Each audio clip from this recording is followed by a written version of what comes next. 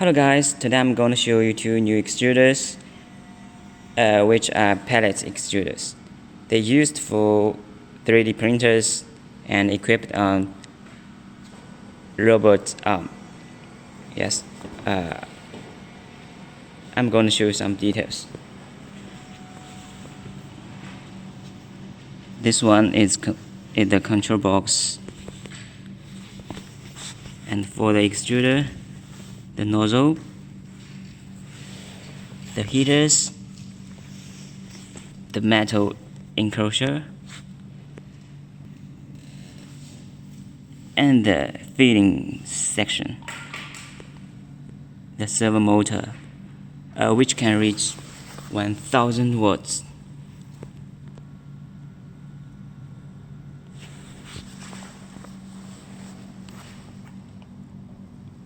And we got a big and a small one.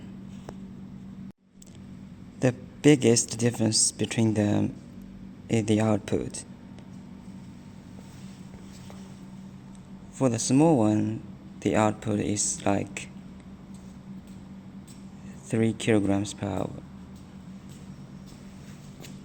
And for the big one, it can reach 6 kilograms per hour.